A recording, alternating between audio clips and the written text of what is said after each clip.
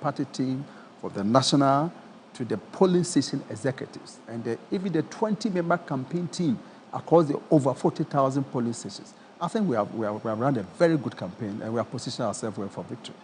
During the super delegates elections, I was in the party office as well, covering for Election Command Center, TV3, and the rest of the Media General subsidiaries. And for the main one as well, I was still there. There was a lot of rancor, disagreement, etc. As a campaign team, how were you able to patch people up? Or even for those who are not even visible on the campaign, because we've seen Kennedy Japan, etc., all on the campaign, even for those who are not there playing key roles, but feel antagonized, how do you bring everybody together? Exactly, that's why I talk about the party. And, you know, if you talk about political party, the United Party, the New Patriotic Party, we are true pacesetters of democracy in this country. That's why you can see without any doubt. And right from 92, ban on political party activity, then 92, we're able to organize a very, very successful Congress at Lagos, where many people, Professor Dubois, Dr. Kwame Seflodu, Dr. Selby, name them, Addison, President Kufuor, very contest, serious one. So that is who we are. We have always believed in participating democracy. So we do that, and we therefore, I'm just trying to say we have the ability to be able to resolve these things. And it's around to 96. Look at the stature of Professor Dubois. But yet, 96, he lost to President Kufuor. And we all joined forces and we did that. Then come 98, very big campaign. Nana Akufo-Addo ran a very, very strong campaign against President Kufuor. Sunyani, President Kufuor won. We all joined hands. So it's been that's who we are. And we have the ability to, and thank God, we have been able to do that. As you can satisfy all those who got involved in the primaries have put themselves together. And, you know, in politics, we have different tactics. So they play certain roles. Not everybody will be on the platform. But I can assure you, people have been assigned certain specific tasks, and they are all playing their role very well. We've seen that over the last, is it 2 weeks or the last 4 weeks, there's been a lot of commissioning of projects, etc. Is it well-intended to convince voters, or is just at a time where projects implementation phase, and we've come to the point where they have to be inaugurated or commissioned? Incidentally, yesterday, about 11 o'clock, he said the president, Nana Akufo-Addo, was in my constituency, Okere, to commission our hospital. You were in Okere, so yes, so, we went for community manifesto. So he was in 11 o'clock to commission our hospital. So maybe we are part of the issue of the latter days and commissions. But we have finished the hospital. We just finished it. And you see, the work that we do, when you decide to serve the people, you come up with policies, programs that, when implemented, will upgrade the quality of life of the citizens, and for that matter, the whole country. It's important for people not to become so disappointed in politics, you understand, and governance for that matter. So at times, they have to know that when they vote and they make the right choice, these are the consequences. So it's important to let people know what has happened.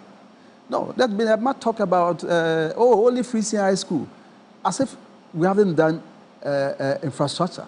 And it's there for people to see. So this commissioning, yes, it will let people also know that, oh, I see. Oh, they've done work. Yes, it's part of their campaign, and there's no need to be apologetic about that. Why not? You have to convince people why they should give you the chance to govern again. And the people have to be convinced. They will assess it. I don't think that just because you are commissioning these things a day before elections or a week before elections, there's anything bad about that. And unless somebody can say that, oh, this project, like in my case, the hospital was finished 2 years ago and we haven't done. No, we have not done that. Why didn't you commission 2 years ago, because for example, in your case? We started that time. You wanted to appeal to the aesthetics? They have not finished it. Voters? They have not finished. Okay, everybody knows when we cut the sword. I mean, we have not finished it, you know. And so it's important that people appreciate what governance has also done.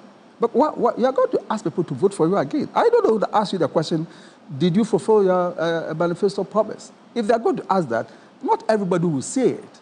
Because if we have done it in the quiet in Okre, how will anybody else do? As I travel around the country, even if I'm limited to the citizens of Okre alone, look, there's almost every region that I go, I'll be somebody who is from Okre.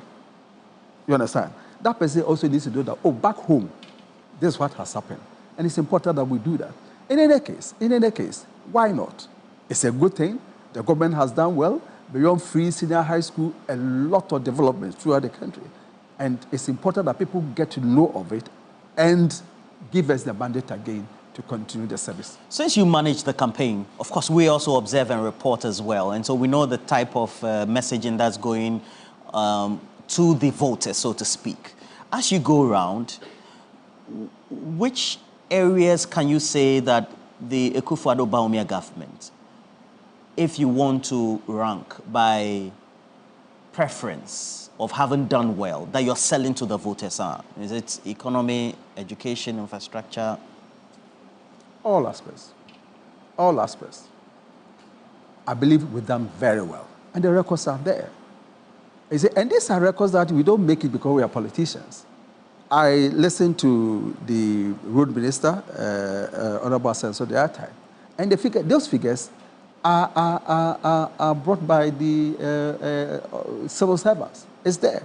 If we have done this kilometers of road, it is known. You cannot just come and say that we've done 4,000, Bemigwa it was 2,000. No, you cannot, because the people are there. And you cannot say that all the engineers, all the directors in the ministry belong to a particular political party. So you can't, as it were, lie about it. And sector by sector, there's evidence that we perform better than our main competitors. We've done that. Apart from being able to come out with policies that they have not. They have not been able to come out with any social intervention policy, right from President Kofo's time. You know, for somebody said that it's an exercise of mediocrity when you compare projects. It's been said by a former president before. But be that as it may, you have our government, our tradition. We are able to bring into being things that were not there before. So beyond quality people taxes, beyond having proceeds from oil, cocoa, diamond, gold, and all that, which once you collect, you also have to use it for the service of the people, in the interest of the people. We also bring ideas. That's the main difference. So there's no health insurance, President Kufo brings it. There's no school feeding, President Kufo brings it. There's no free maternal care, President Kufo brings it. There's no leave, President Kufo brings it. And it benefits all Ghanaians. That is the difference. There is no free senior high school. Akufo-Addo Bawumia brings it to be. We started Ghana Card before President Kufo left. 8 years. 8 years. NDC, nothing. We come back, 17 million people on Ghana Card. That is the difference. Beyond infrastructure, our party will bring policies that benefit the whole society. That NDC cannot print one. They can't. The policies they try to bring, and that makes our candidate, Dr. Bawumia, a very good candidate for not only for our party, but for the nation. Because he's made sure the campaign has been issue-centered. He's coming after policies. The declaration agenda. I am bringing this. The solar mix to our energy generation. Specific things that he started, that he's going to make sure that we implement, when by God's grace and by the grace of Ghanaians. But you don't have it from the NDC. You don't have it. My brother, you see, we have been governing. So for some reason, you said that, well, we're busy fulfilling our pledge to Ghanaians. NDC have been there for 8 years. 8 years. So one would have thought that when you have been rejected twice, you come back with some new thing to convince Ghanaians. What's the new thing that they brought? Nothing. Nothing. NDC have not brought up any new policy that will convince Ghanaians and that will support Ghanaians or, be of service to Ghanaians. I cannot think of it. The 24 hours, whatever they say, is hollow, is baseless, nobody can explain. So what is it again? So the choice that has been made on Saturday is between a visionary leader, Dr. Bawumia, who has come up with so many policies, so many ideas. He's been the most effective vice president ever. You can say it without any shadow of doubt. He's championed many policies, even as a vice president, and given the chance and being a man of integrity, so much energy and vision, he will do it. And that's what we are calling on Ghanaians to give us that mandate again. Having said that, and having gone round, it will mean that a lot you say has been done will also imply that there are areas that need to be clearly focused on. Yeah. Now that you've gone through the campaign trail, gone through the nooks and crannies of the country, which critical sectors, critical areas, parts of the country do you think needs to be quickly looked at if there should be a renewal for the NPP, Dr. Mahmoud Bawumia, Matthew Opoku Prempeh mandate? Exactly. You see, in all sectors, mind you, when you say you have got distinction or you had first class, grade 1, it doesn't mean that you got everything right. It doesn't mean. You may get 90%, maybe some 10% critical thing that you could not do or you could not finish doing. So we'll be the first to concede that there are certain areas that we still have to do more. You travel around the country, so much has been done in the road sector. But you still need that, we still have to do more. Like which areas? Which parts of the country do you think that would need urgent attention? Evenly. I will not select one area. Evenly. I mean, you go here, even my constituency, okay, we've done so much, and many people whatever. But I'm sure there will be another part of the country, of the constituency where we could not reach. So if you say, as for me, I haven't done it, because you might have done 90% in my area. Those living in the 10%, they did not get it, and they want it. You understand it? So every aspect, we have to do that. We still have education to do, the beautiful idea of the free senior high school, the fact that millions of young people who will have been turned into the street at the age of 15, 16, claiming that they have completed school, no skills, no training, non-employable, and yet we will be able to shepherd them through that free senior high school. It's a major achievement. You understand it? Major achievement. We still have the double track system going. We are still improving on the infrastructure. It's something that we'll continue doing it. Because what was the alternative? The social cost. To let these young people stay at home with all these vices going on, it was too much. So it was a very brilliant and good policy. And that's the difference. That makes NPP.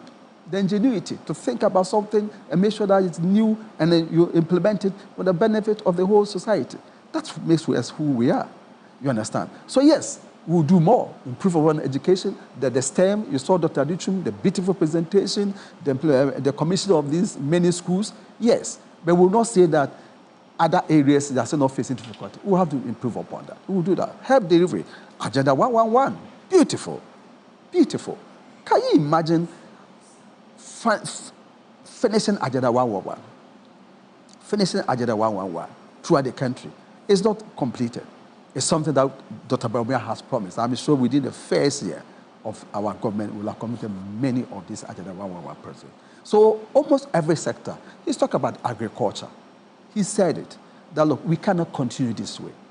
There have to be large-scale commercial agriculture. People have to be supported to do that. And that will also go for proper storage system. You understand? So that we can have food security throughout the whole year. You talk about irrigation support. You know, we introduced the drip machine. Now every constituency has a set of, bulldozers, graders. For each and district, all for each MMDA? MMDA, they have it. You understand?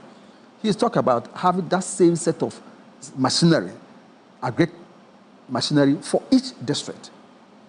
So that if you need plowing or doing anything, it's available for you to do that. So these are the new ideas you hear Dr. Bawumia talk about, and we are going to implement them. So from sector to sector, health, education, agri, road, network, all these things are going to see massive improvement, because we believe that we need a very solid foundation for takeoff. And it just follows that the person who will be part of that process, who has a very good understanding, who is prepared to work with a very strong team, will be the person positioned for the next phase of our governance. A key consideration that has been made, an observation by a number of the groupings. You take a look at survey reports coming from Afrobarometer, and then whether it's CDD, the economy seems to be at the heart and a concern for the ordinary voter. When your candidate, Dr. Mahmoud Bawumia, the Vice President, in opposition, used the economy as a key benchmark, and the non-performance of the then government as a key benchmark to be able to solicit and campaign and get to the heart of the ordinary people who voted for the party. Would you say that it's a deliberate attempt to focus on digitalization and not the bread and butter issues of the economy for the ordinary Ghanaian in this campaign? I don't think so. I don't think so. And that he has run away from the subject of the economy? We've heard all that. We still be talking about the economy. And I remember when we went around all this with the first phase of our campaign, where there was the stakeholder consultation with the clergy, the religious bodies, the chiefs. These matters came up for this. And he was trying to even explain. He gave 2 examples. How declaration has saved money. It's over 40 million Ghana cedis or more at national service alone. Then you talk about the pension scheme, the use of the declaration to fight corruption. It's all part of the management of the economy. You understand? And then you cannot run away from the fact that up to 2016, our lives were not on. We had done so for 3 to 4 years. Up to 2016, nurses, teachers, allowances, payment to them was a problem. After 2016, we were told that the meat has been stripped to the bone. So this is what we inherited. And it's important we don't forget that, because that's the basis. This is it. This inherited what? I mean, from the NDC. What did you inherit from the I'm NDC? saying that if they had run the economy well before 2016, we wouldn't have had doing so. And the effect of doing so on the economy. The fact that you got to say, well, you can go on strike, for me, I'm a dead good, there's nothing that I can do. The fact that nurses' allowance were not paid, the fact that teacher allowance were not paid, this is the state of Ghana's economy. And yet, it is in this state that we're able to implement free senior high school. So it's important for us to that we have been better managers of the economy. And what we inherited, or the state in which they pushed Ghana's economy into, they not suffer the COVID-19. It is not. And people don't want us to talk about it. But rather, if you listen to, I think if you read about, there's a 4 or 5 paragraph letter of President Biden when he was saying that he will not go again and he was stepping down the academy. He mentioned COVID-19 and the effect it has had on the American economy and the world economy. He did? They do that. I'm asking you, he did? He did. Oh, no, it's there. You can always check it. His party lost. No, I'm saying that he mentioned that. He mentioned that. Who can take and I'm saying his party lost. I'm asking you that. 40 billion and even give to Ukraine. We go for a resource of them. They accept the fact that COVID-19 had an effect. But in Ghana, people don't want you to accept or say that it had an effect. It had an effect. And now I'm saying that even beyond that, we've been able to manage the economy. Why is inflation went to over 50%? We don't know where it is now. 54% actually, yes, in 2022. We know where it is now. You understand? So certainly we had challenges. But it's important that we have been better managers. Where we took off from inflation taken to 54%?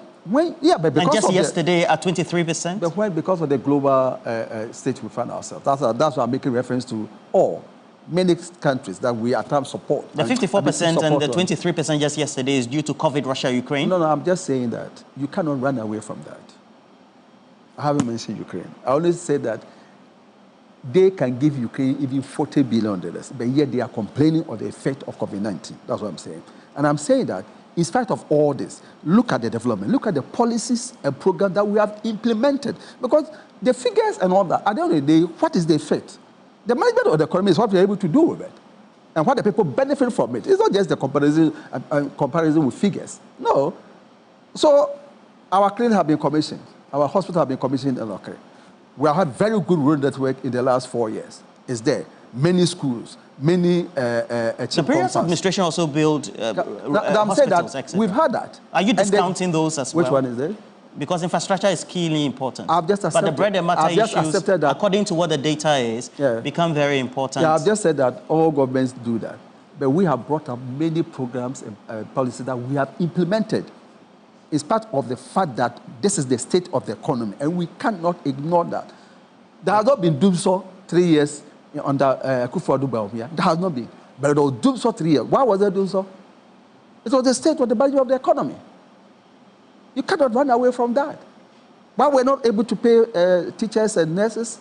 So because of the way they run the economy.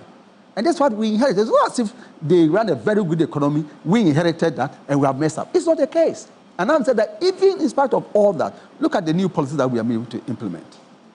This is what Dr. Mahmoud Bawumia said in relation to at the time when commodity prices were being cited by the previous government for the cedi not doing well with the US dollar and then a debt overhang to which we had to go to the IMF, that how can external crisis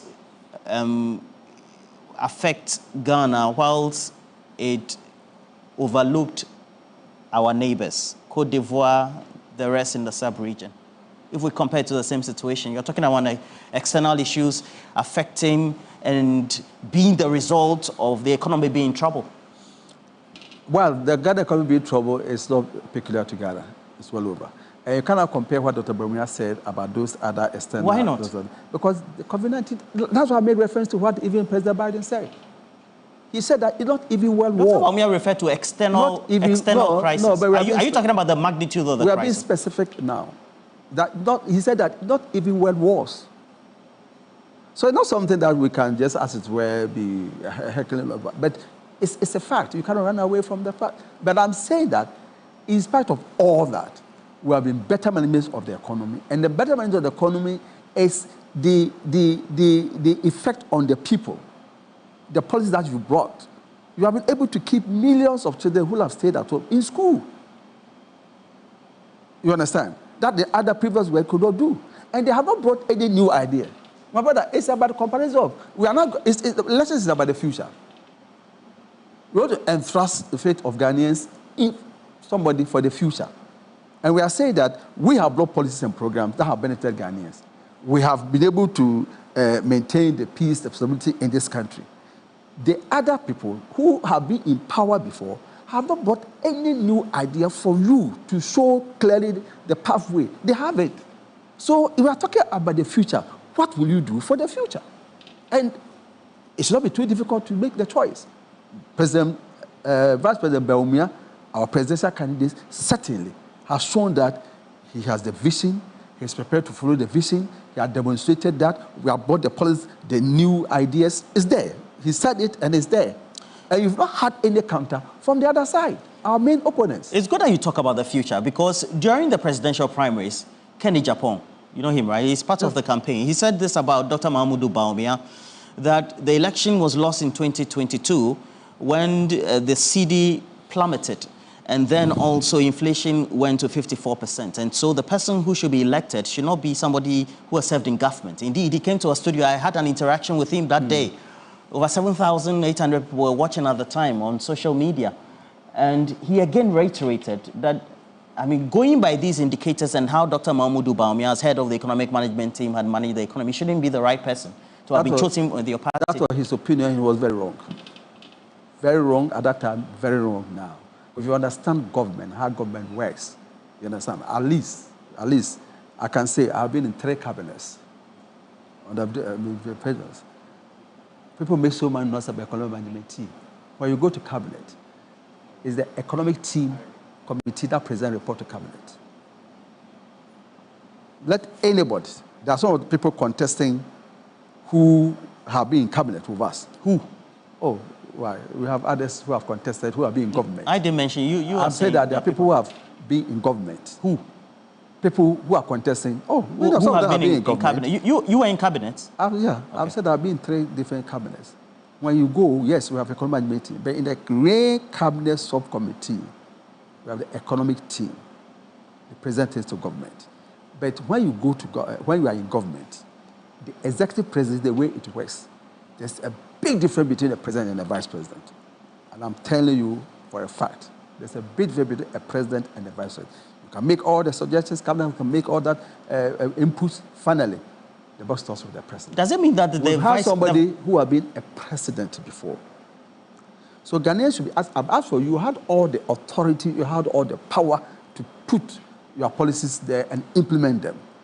This other person was a vice president, but even then he's done so much. But now he's going to have final say, final authority. So there's a big difference. You understand that? Yes, Dr. Bawumia was the vice president, and he's still the vice president. He's been part of our team. You understand? And we believe that we've done well, far better than the previous government. And give it a chance, we'll do more. And he will lead a very strong team. That one is somebody's opinion. You cannot also dismiss the fact that we're competing. We were competing. And once you are competing, also... You mean Kenny Japan competing? Of course, he was a competitor. And so the things he said, he said and posited, you know, you be around for lies? some time. I mean, that's his opinion. You have, I'm sure you've heard of the J.H. Bensa, Ekuforte, Rote Cassava. When you are competing, you stay there, but the man comes back and still serve in the same government. Do you know the sort of things Kamala said about President Biden? He was his vice president. Even currently, what didn't J.D. Vance say about Trump? He's his vice president-elect. You understand? So when people are competing, when people have opinions, they can express it. Later on, they can come and say, well, I don't think I understood it very well at that time. I think he was wrong, and he is still wrong. He was part of the team. I know the role they all played, and are given the chance in totality as a government, we have put up better policies. We have managed the economy better. And given the chance, we'll still serve Ghana better than the NDC. I'm just going through the NPP manifesto, and I've also heard the promises also by the presidential candidate, the vice president as well. And e-levy, betting. Somebody will ask, where was he when these were being implemented? Suggested from the economic management team to cabinet, of which you were a member. Well, I can say that as when I was in cabinet, economic management team has not presented sector, and that even if they present it, I'm not a member of the economic management team. They present their report. I may not be a member of the infrastructure committee. You present your report. When you present your report, I don't know how you run this place, but I'm sure you have various departments, isn't it? When you present your report to the management, management takes a decision because management decision. So to now say that, no, he was the one in charge of, what do you call it, TV3, not part of Unia. Mr. Botwe, we are specifically talking about betting. No, betting, I'm saying that when you present betting and e-levy, you present a report to cabinet. Cabinet takes a decision, and that's the decision of the government. I'm not running away from that. If the decision is wrong, is bad, it's government decision. I agree to that. But I'm saying that. So who do we blame? We blame government, the head of the government. Okay, so the vice president is part of a government that implements a policy, and the vice president again proposes that when he comes into power, it's only then that he can stop that tax handle or the two tax handles, e-levy and betting tax. Because at that time, he's the president. I've told you that I've sat in cabinets. You understand? You can say all that you say. At the end of the day, if the president said this is what I will do it. Really? Yes. Take it from me. So the vice president said, don't do it. I haven't said that. I'm saying that. So what are you saying? I'm saying, that's what I just said. That in cabinet, at the end of the cabinet meeting, you advise the president. You work to the pleasure of the president. At the end of the day, the president takes the final decision. I mean, there's nothing to discuss about. All those who have been in government know this. They know this. He can make some announcement, he can take this without even consult a cabinet.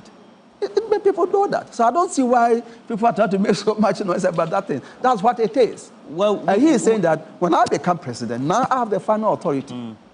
What informed the policy decision in the manifesto that he would do to remove the e-levy and the betting tax? Is it from feedback from the population or from experts or within the campaign team when they were looking at the manifesto? Obviously. What is and obvious? I don't think you should be apologetic even about that. Why? You are in government to serve people. And you should even be bold. It has happened many times. People have said, we are implementing this policy, we are withdrawing it because we don't think it is resonating well with the people. You are there to serve the people. So you come out with a policy and you think that, no, the desired effect is not being achieved. So I want to change it, I want to amend it. There's nothing wrong. You should be humble enough and straight, be very honest and transparent with the people. Because you are all there to serve. You understand? So even if you made a policy and you think that, no, it's not resonating well, this is not the outcome that we expected. Therefore, we are changing it. There is nothing wrong with it. Why does he have to do it only when he's elected into office? Because I just explained. What's your explanation? One, a policy has come out. You see how it has been implemented, whether you are getting the desired outcome. If it is not, and you have to amend the policy, why not? Okay. And you can only do that in the next government, where you are the final authority. And that's how it works in all governments all over the world. That's the only way you can do it. I think that is a laudable response. That then brings to mind the policy to now subsidize dialysis treatments for kidney patients. So it's a policy that was being implemented before December 1, not to do the subsidization. Now it's being done from December 1 to do the subsidization. Yeah. So if it can be done today, in relation to what we just talked about, why can't it be done earlier on? Yes. Yeah, but that's the whole idea. Dialysis can be done, can be subsidized today, but removing betting tax and all that cannot be done today. Yeah, but again, that decision is taken by the government. But Dr. Mahmoud Bawumia, he announced the dialysis. Yeah, but he announced it because it's a decision of the government. Really? Yeah, but he couldn't have announced that it's the decision of government. He could not. He announced it because it's the decision of government. And as a vice president, he can announce it. Any minister or spokesperson of government can announce government decision, but it's a decision of government. So the impression that, why didn't he do this when he was vice president? He was not the president. He speaks to government policy. So the dialysis, he's not the president. Come again? The dialysis but is it's a decision of his government. And so he announces it. He announces it. Okay.